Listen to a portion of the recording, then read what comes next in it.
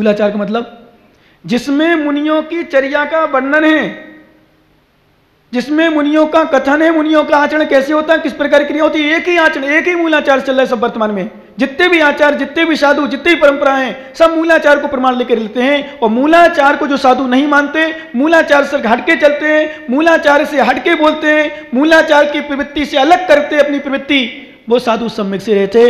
इसलिए वो ही साधु दूसरों की निंदा, अपनी प्रशंसा कर सकता है, दूसरों की महिमा को, दूसरे के बड़प्पन को सहन नहीं कर सकता, जो सम्यक दर्शन से रहित होता है। अर्थात सम्यक दृष्टि जीव होगा तो नियम से दूसरों की प्रशंसा सुनेगा।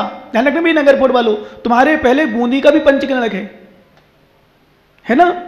ये मत कहना है वहां तो ऐसे हुआ था पंचकड़क, हमारा बढ़िया होगा।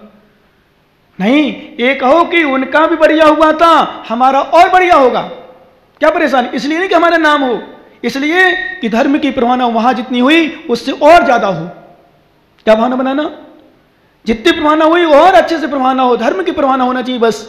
क्योंकि नगर फोर्ट हो, चाहे बूंदी हो, चाहे जयपुर हो, चाहे सीकर हो, नाम गांव के अलग अलग हैं, गांव के नाम अलग अलग हैं, विश्वास मानो धर्म का नाम तो एक ही है ना। बोलो ना, कौन सा भाई? धर्मचंद जी, क्या धर्म तुम्हारा है? जैन धर्म छोड़ो, भी जैन धर्म ना भी नहीं, मैं बीतराग धर्म की चर्चा कर रहा हूं। बीतराग धर्म कौन सा धर्म? जैन धर्म तो आप चले जाओगे, ये पंथ वो पंथ, बघेरवाल, हमने बताया था बूंदी साइड जाते ना हम, बूंदी में बघेरवाल ले जाओ तो बोले बघेरवाल वाले महाराज, खंडेलवाल ले जाओ बोले खंडेलवाले वाले महाराज, अग्रवाल ले जाए तो बोले अग्रवाल वाले महाराज। ये चलता हुआ उस साइड। पर नगर फोर्ट ऐसा गांव है, विश्वास मानो पंचगणक होने वाला है, पर दोनों समाज एक साथ मिलकर के पंचगणक करा रहे हैं। 24 है, 12-12 24 है ना। पांचों 24 के दर्शन आप लोग एक बार में जरूर इनकी तरफ से निवेदन कर दूं, वो तो निवेदन करेंगे बाद में।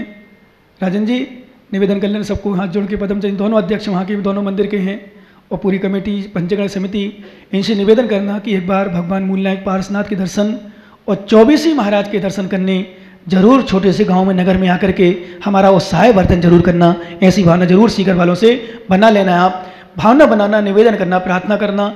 बाकी जितने लोग आएंगे दर्शन करेंगे, पर भावना बनाना भगवान ऐसी 24 दर्शन मुझे जरूर मिले। तो ध्यान रखना, एक भावना जरूर सभी लोग बनाना। कहीं भी धर्म के कार्य हो, एक नोट कर लेना अपने जीवन में, अपने हृदय में बांध लेना, अपनी गांठ में, अपने हृदय की गांठ में बांध लेना, अपने मस्तिष्क में याद कर लेना। जैसे हमें नमोकार मंत्र याद है, ध्यान रखना, जैसे नमोकार मंत्र याद है, ऐसा मेरा शब्द एक याद कर लेना। कोई भी साधु संतों के सानिध्य में कोई भी कार्यक्रम कहीं होता है, क्या कोई भी साधु संतों के सानिध्य में कोई भी कार्यक्रम होता है, कहीं भी कार्यक्रम होता है, चतुर्मास होता है, वाचना, किसी भी विषय का और कोई कुछ होता है, एक ही भावना बनाना कि भगवान निर्विघ्न हो, सानंद हो, अच्छी भीड़ के साथ प्रभावना हो, धर्म की प्रभावना हो। और एक भावना हमेशा बनाना, भगवान जितनी हो सके प्रभावना हो, आप भावना बिल्कुल ना हो, ऐसी भावना बनाना। जैसे अपन आहार देते हैं, आहार नहीं दे पाते, चौका नहीं लगा पाते, तो इसका मतलब माताओं अनुमोदना नहीं कर सकते क्या? घर में बैठे भी अनुमोदना कर लिया करो। जरूरी नहीं कि सीकर में महाराज उनके निरंतराय हों, जहाँ जहाँ महाराज विराजमान हो। क्या प्रार्थना करोगे यानी राकेश जी? क्या प्रार्थना करोगे? जहाँ जहाँ महाराज हों उन सबके निरंतराय आहार हों। बनाओगे भावना आप लोग? क्या भावना बनाओगे? जहां जहां महाराज विराजमान हो उन सबके आहार निरंतराय हो। सीकर में विराजमान उनके नहीं, उनके तो हो, सबके निरंतराय हो। ऐसी भावना बनाओगे, विश्वास मानो भरत क्षेत्र में क्या 2.5 द्वीप में जितने निर्गंत बीतरागी साधु संत हैं, गोपाल जी नोट कर लेना, दिगंबर साधु जितने भी साधु संत पूरे 2.5 द्वीप में हैं। आप सीकर में बैठे बैठे अनुमोदना कर रहे, भगवान भावना बना रहे कि जितने 2.5 द्वीप में साधु हैं सबके निरंतराय ला रहा हो, सबको आहार देने का पुण्य, अनुमोदना फल का फल तुम्हें मिलेगा। बैठे बैठे भी, यहां बैठे बैठे भी मिलेगा तुम्हें अनुमोदना का फल। ध्यान रखना, कृत कारक अनुमोदना, कहीं कहीं आचार्य ने कृत कारक अनुमोदना बराबर दिया है। करना, कराना, करने वालों की अनुमोदना करना। हम आहार नहीं दे पाते, हम दान नहीं कर पाते हैं। जैसे अभी पंचकर्मा कराए लोग, आप कुछ करो ना करो, सहयोग करो ना करो, वहां पहुंच पाओ ना पहुंच पाओ, एक भावना बना लो कि छोटी सी समाज ने इतनी बड़ी बीड़ा उठाई है, इनका पंचकर्मा बड़े ठाठ बाट से हो, ऐसी भावना बनाओगे तो पंचकर्मा का तुम्हें कराने का भी लाभ मिल जाएगा, पुण्य आश्रय हो जाएगा। ध्यान रखना। अब आचार्य महाराज कल और एक बात कही थी दूसरी, कि जो धर्मात्मा को देखकर भौंकता है वह श्वान की तरह है। कैसा श्वान की तरह? जैसे श्वान चर्म, अस्थि यानी हड्डियां, मांस के पिंड को देख करके भौंकता है, चिल्लाता है, खाने दौड़ता है, ऐसा कोई व्यक्ति, ध्यान रखना भैया, ऐसा कोई व्यक्ति जो धर्मात्मा को देखकर भौंकता है, धर्मात्मा को देखकर ईर्ष्या करता है, धर्मात्मा को देखकर जलता है, जलन करता, ईर्ष्या पैदा करता है अपने अंदर आत्मा में, वो ध्यान रखना आचार्य महाराज का स्वानवत है, वो धर्मात्मा नहीं है। भले दान करता हो, पूजा करता हो, अभिषेक करता हो, ध्यान रखना भैया। अशोक जी नोट कर लेना ये बात, कोई जरूर नहीं कि जो पूजा अभिषेक करता हो वो धर्मात्मा हो। क्या? पूजा अभिषेक दान करने वाले को हमारे यहाँ प्रमाण पत्र धर्मात्मा की नहीं दी, हमारे यहाँ धर्मात्मा की दी जो व्यक्ति, नोट कर लेना भैया आप सभी लोग, जो व्यक्ति दूसरों के प्रति सद्भावना रखता है, जो व्यक्ति दूसरों के प्रति प्रेम वात्सल्य की भावना रखता है, दूसरे व्यक्तियों को देखकर, माताओं सुनो, दूसरों को देखकर ईर्ष्या नहीं करता है, डाह नहीं करता है, बुरे विचार नहीं लाता है दूसरों के प्रति, वो धर्मात्मा है। किसे कहा धर्मात्मा भैया? धर्मात्मा किसे कहा? धर्म की क्रिया करने वालों धर्मात्मा नहीं, सबसे बड़ी अंदर की क्रियाएं है।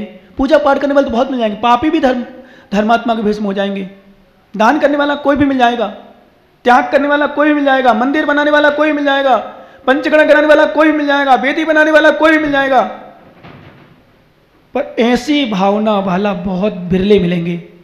कैसी भावना? दूसरों के प्रति बहुत अच्छी भावना, सद्भावना। मैंने इतना तक कहा था आपसे, माताओं तुम्हारे लिए विशेष, तुम्हारे घर के सदस्य मतलब देवरानी, जिठानी, सास, बहू, पति, जेठ, देवर, कोई भी हो, बच्चे, तुम्हारे प्रति गलत विचार बनाए, वो ध्यान देना भैया, बहुत बड़ी बात कह रहा हूं, तुम्हारे प्रति गलत सोचें, उनके प्रति भी अच्छी भावना बनाना, ये सच्चे धर्मात्मा की पहचान है। क्या है? तुम्हारे प्रति कोई गलत भी देखे, कोई गलत भी विचार करे, जैसे उदाहरण के लिए पढ़ लेना, रावण ने राम के साथ गलत किया था, उनकी सीता का अपहरण किया था, परेशान किया था, पर विश्वास मानो ज्ञानी, सच बता रहा हूं, लास्ट समय भी राम ने रावण के प्रति गलत नहीं सोचा। लड़े हैं, युद्ध किया है, सब कुछ हुआ, पर गलत विचार नहीं किया। ये भी भावना बनाई लास्ट में यही कि मेरी सीता वापस कर दो, मुझे लड़ना नहीं है,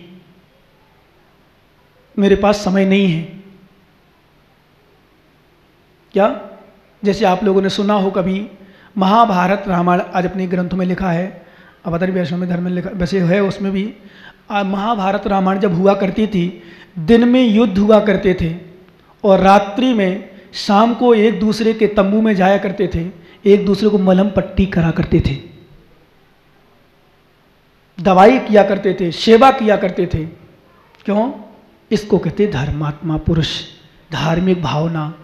लड़ने के समय लड़ रहे हैं, जैसे मैंने कहा था आपको, भोगों के समय भोग भोगता है सम्यक दृष्टि जीव, पर धर्म के समय धर्म करता है। यही कारण है भोग भोगते समय भी कर्मों की निर्जरा कर लेता है, क्योंकि वहां भी वह आसक्त नहीं होता है, वहां भी वहां लीन नहीं होता है, वहां सोचता है क्रियाएं संसार की कर रहा हूं, करना पड़ रहा है मजबूरी में, स्थिति शरीर की विकृति है, विकार है, कुछ भी है, संसार में है, ग्रस्त में है, विश्वास करो, पर अन्य समय धर्म करो। पाप के समय पाप कर रहे हो तो 24 घंटा पाप थोड़ी करते आप लोग, करते हो क्या? कौन करता बताओ? 24 घंटा कोई भी हाथ उठा लो, एक व्यक्ति हो कोई 24 घंटा पाप करता हो। जिस समय पाप करते हो उसको छोड़कर अन्य समय तो अच्छे भाव बना सकते हो ना। जिस समय किसी से लड़ रहे हो माताओं, तुम्हारे लिए भी मान लो तुम्हारी लड़ाई किसी से हो रही है, उस समय को छोड़कर अन्य समय तो अच्छे भावना बना सकते हो उसके प्रति। तुम्हारी कमी क्या है? तुम लड़ते तो थोड़ी हो, थोड़ी देर के लिए, पर दिन दिन भर तो 2-4 दिन चलता है। हमारे यहाँ ज्ञानी बैठे हैं, 2 ज्ञानी अच्छे खूब लड़ लेते हैं, पर 1 घंटा नहीं चलता इनका एक दिन में। क्यों भाई? सही ना, बोलो ना। हाँ, अब नाम नहीं लूँगा मैं, क्योंकि लोग सोचेंगे महाराज, समझ गए ना, वो सब समझ गए। नगर फोड़ वाले खूब लड़ लेते हैं, खूब अच्छे से लड़ लेते हैं, पर जब बात ही तो दोनों बैठ के ही सामंजस्य से काम करते हैं। सही है ना मोदी जी? ऐसे होना चाहिए। बैर, माताओं सुन लो, तुम्हारी एक सबसे बड़ी कमी, तुम बैर कर लेते, रख ली तो तुरंत किसी से कुछ हुआ बैर रख लिया। बैर रखने से सुलह के सब साधन समाप्त हो जाते हैं। कभी किसी से लड़ाई हो जाए, बैर नहीं बांधो, मुंह नहीं बंद करो, मुंह बोलो। क्या? मुंह बंद नहीं करो, बोलना शुरू कर दो। बोलने रहोगे, एक दूसरी कमी एहसास होगी, पता चलेगा हमसे क्या निकल गया। जब कई बार हम लोग तो नहीं, हमने आप लोगों से कई बार बोलते, यहाँ नहीं बोल पाए वैसे, पर बोलते अधिकांशता, हमारी बात बुरी, विनोद सेठी जी पूरा मान जाना, सब कुछ मान लेना, हमें गाली दे देना, पर हमारे पास आना बंद नहीं करना। क्यों? हमारे पास आना बंद कर दोगे और तुम बाहर बैठ के सुनोगे और महेश बागलीवाल सुनाएगा, 2 की 4 बढ़ाएगा, ये पक्का नियम से, और तुम कुछ का कुछ सुन लोगे तो कल्याण हो गया। तो होता ऐसा ही है, आज ऐसा ही होता है अधिकांशतः। जब किसी का वैर हो जाता है, विरोध, जैसे मान लो साधु संतों में ले लो, साधु संतों के पास जो व्यक्ति आना बंद कर देता है और बाहर वाले जब सुनाते हैं उसको, 2 की 4 सुनाता है, वो 4 की 8 सोचता है, वो 8 की 16 सोच करके फिर वो और बाहर बढ़ती जाती है। यही कारण है आज जो साधु संतोष दूर होते हैं ना, वो कभी जिंदगी में फिर नहीं जा पाते, उनके पास नजर नहीं मिला पाते, फिर पहुंच नहीं पाते, शर्म आती है, फिर ऐसी स्थिति बनती है। इसलिए बैर नहीं रखो, साधु संतों से कभी धर्मात्मा से बैर रखना ही नहीं। कोई कितना कुछ भी हो जाए, माता आपस में घर कभी बैर रखना ही नहीं। देवरानी जिठानी सास बहू कितनी लड़ाई हो जाए, मैं तो इतना तक कहता हूं डंडे भी चल जाएं। सुन लो माताओं, इतनी बड़ी बात नहीं होती होगी शायद तुम्हारे यहाँ, हाथ जरूर उठ सकता है, मार नहीं सकते क्योंकि तुम्हारी कैपेसिटी भी नहीं है। तुम स्त्री पर्याय में हो, स्त्री पर्याय में जैन कुल में हो, तुम तो चींटी को मारना भी हिंसा मानते हो, तो अपनी सास को बहू को कैसे मार सकते हो? सोचना एक बार। चींटी को मारना भी जहाँ हिंसा है, तो सास बहू को मारना तो महाहिंसा है। एक छोटे से प्राणी को मारना जब दोष है, तो इतने बड़े प्राणी को मार सकता व्यक्ति कोई क्या? धर्मात्मा पुरुष नहीं मार सकता। तो तुम मारते नहीं हो, लड़ते हो, और लड़ते भी कैसे हो? इससे जो कोमल है ना, कोमल अंदर जो बंद रहती है ओंठों के अंदर, क्या बोलते हैं इसको डॉक्टर साहब? जीभ। इनकी तलवार से लड़ाई नहीं होती, इनकी जीभ से लड़ाई होती है। और जीभ इतनी खतरनाक है कि तलवार का घाव इतना घातक नहीं है जितनी जीभ है। तलवार का दर्द नहीं होता इतना तलवार के लगने से, जीभ के लगने से ज़्यादा होता है। कहते हैं बाणी से ज़्यादा बाण प्रहार करती है, बाणी से ज़्यादा कष्ट बाण से ज़्यादा कष्ट बाणी से होता है। बाण का घाव भर सकता है, पर बाणी का घाव नहीं भर सकता, शब्द का घाव नहीं भरता। शब्द बहुत खतरनाक है, और तुम्हारे शब्द ही चुपते हैं। आज घर घर में जो न्यारापन होते हैं ना, इनकी बाणी चुप जाती, मैं तो अब तो अलग रहूंगी, उसने ऐसा कैसे कह दिया, होता ना, बाणी चुपती है। इनकी घर घर लड़ाई, देवरानी जेठानी की लड़ाई, ये भाई भाई अलग होना पड़ता। क्यों? उन्हें ऐसो कह दी, देवरानी होके उन्हें ऐसी शक्ति कैसे आ गई उसकी, मेरे सामने ऐसे कैसे कह दी, मैं तो नहीं रहूंगा, बिल्कुल साथ में रहूंगी, बिल्कुल अलग किचन होगा, अलग रोटी बनेगी, अलग भोजन बनेगा, तभी मैं रहूंगी, नहीं तो बिल्कुल रहूंगी नहीं। तुम्हें रहने से तुम जाओ, तुम खाओ, मैं तो जा रही बिहार। होता ना ऐसा? सीकर वालों को नहीं होता? मैं टोंक, निभाई, नगर फोर्ट, जयपुर, बूंदी, उनकी चर्चा कर रहा हूँ अभी। तो सीकर वालों की तो वहीं करूंगा। क्यों नहीं? लड़ लो, झगड़ लो, अलग होने का भावना मत बनाओ। और मैं तो इतना तक कहता हूं, ध्यान रखो भाई भाई, अलग भी हो जाना हो, ध्यान रखना, सुमित, राकेश भाई भाई, बाकी मुझे पता नहीं कौन कौन दो भाई, और दोनों भाई को यदि कभी लगने लग जाए कि दोनों देवरानी जेठानी के कभी कभी शब्द बिगड़ने लगे, तो भाई ध्यान रखना, बड़े हो तुम, प्रेम से अलग हो जाना। प्रेम से अलग होना कोई घातक नहीं, क्यों? अनादिकाल की परंपरा है। पर लड़ झगड़ के अलग नहीं होना, तो जिंदगी भर के लिए बोलचाल बंद हो जाता है इनका। इतनी खतरनाक होती है। बगल वालों से बोलती रहेंगी, पर अपनी पड़ोस, अपनी देवरानी जेठानी से नहीं बोलेंगी। दुनिया से बोल लेंगी, पर उससे नहीं बोलेंगी। इसलिए भाई भाई को अलग होना हो, प्रेम से हो जाना, नहीं तो जिंदगी भर के लिए बैर हो जाता है। मैंने कई दृष्टांत देखे हैं, कई जगह देखे हैं, सालों साल फिर बोलचाल नहीं हो पाती। सालों साल क्या, कई साल निकल जाते हैं। मैं तो नहीं बोलूं, मैं तो डग नहीं जाऊं, वो भी कहती मैं भी क्यों जाऊं, मैं कौन कम हूं, ऐसी स्थिति बनती। इसलिए यहाँ आचार्य महाराज कहते धर्मात्मा को देखकर भौंकता है वो श्वान। अब साधु के लिए कह रहे हैं कि साधु को आहार साधु लोग कैसे करते हैं, क्यों करते हैं, और क्या होता साधु का। एक गाथा देखो, अपन चर्चा करते, निकाल लो 107 नंबर। भुंजेदि जहालाहम जहालाहम लहेदी जयी प्राण संयम निमित्तम झाणज्जयण झाणज्जयण निमित्तम अणयारो मोक्ष मग्रदो भुंजेदि जहालाहम लहेदी जयीणान संयम निमित्तम झाणज्जयण निमित्तम अणयारो मोक्ष मग्रदो।